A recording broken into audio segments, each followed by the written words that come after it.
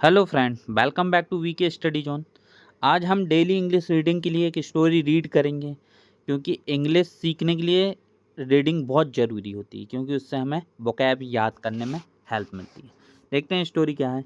The farmer and his wife. Farmer यानी होता है किसान, एंड हिज वाइफ यानी उसकी पत्नी। फार्मर और किसान की पत्नी। देखते हैं स्टोरी क्या है।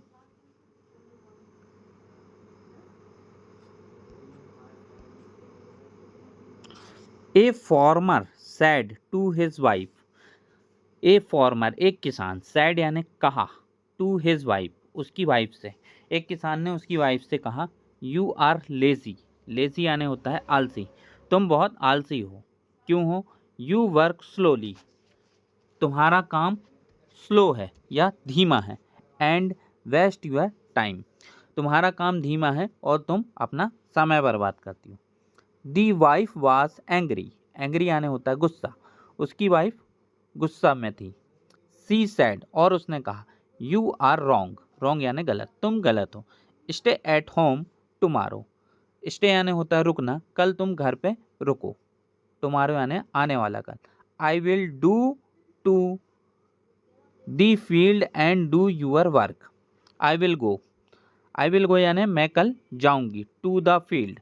फील्ड यानी यहाँ होता है खेत। मैं कल खेत जाऊंगी। And do your work. Do यानी होता है करना, यूअर वर्क और तुम्हारा काम करूंगी। Will you do my work at home. Will you do और तुम मेरा काम करना कहाँ पे? घर पे।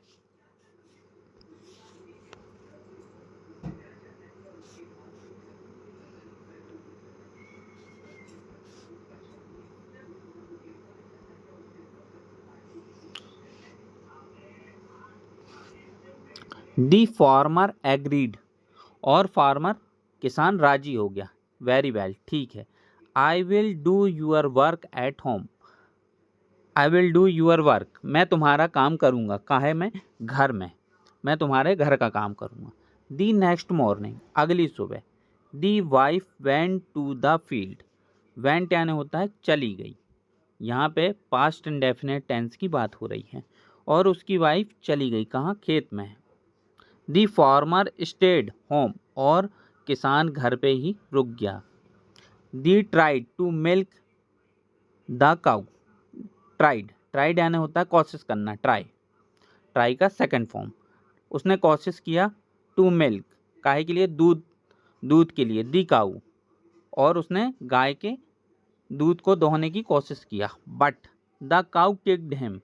हिम का यूज़ मेल के लिए होता है और हर का यूज़ फीमेल के लिए होता है। बट किंतु काऊ ने उसे लात मार दी।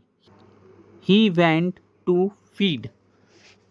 अब वह गया, फीड यानी खिलाने। दी पिग्स, अब वह सुअर को खिलाने गया। एंड हिट हिज हेड, और उसके सर पे लग गया। On the pigsty beam. Pigsty beam यानी सुअर के बाड़े का खंबा, और उसके सर पे सुअर के बाड़े का खंबा लग गया।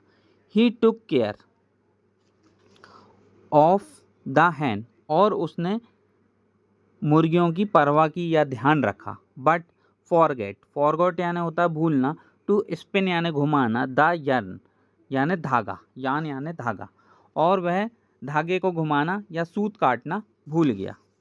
When the his wife come back from the field in the evening. When यानी जब। दी वाइफ कम बैक, और वह उसकी पत्नी वापस आई। फ्रॉम कहाँ से? फील्ड। फील्ड यानी खेत से। इन द इवनिंग यानी शाम के समय में जब उसकी वाइफ घर वापस आई। दी फार्मर हंग। हंग यानी होता है लटकाना। हिज हेड, हेड यानी सर को, और किसान ने अपना सर लटका लिया। इन द सैम, शर्म से। किसान ने अपना सर लटका लिया शर्म से। एंड डिड नॉट से ए वर्ड, और उसने एक शब्द भी नहीं कहा।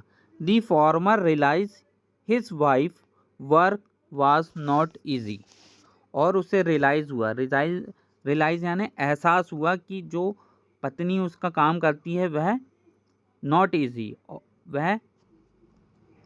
वह सरल नहीं है। आफ्टर डैट, बाद में। He did not complain about her, और उसने उसकी कोई भी शिकायत नहीं की। They lived happily together for a long time. Happily यानी खुशी से, टुगेदर यानी एक साथ, और वह लंबे समय तक एक साथ रहने लगे। मॉरल, कहानी से हमें क्या सीख मिलती है? Do not criticise someone's work until you do it yourself. Do not, criticise यानी होता है आलोचना करना, समवन यानी होता है कोई व्यक्ति, वर्क, हमें किसी भी व्यक्ति के काम की आलोचना नहीं करनी चाहिए। कब तक? जब तक के डू इट योरसेल्फ, जब तक के वह कार्य आपने खुद नहीं किया हो। वीडियो पसंद आया होगा तो वीडियो को लाइक करें, चैनल पर नए हो तो चैनल को सब्सक्राइब करें और बेल आइकन को दबाएं ताकि मेरी वीडियो का नोटिफिकेशन सबसे पहले आपको मिले। Thank you for watching. और मैं कहूँगा कि इस वीडियो को बार बार देखें ताकि कोई भी वर्ड्स की मीनिंग आपको ध्यान में रह पाए। Thank you.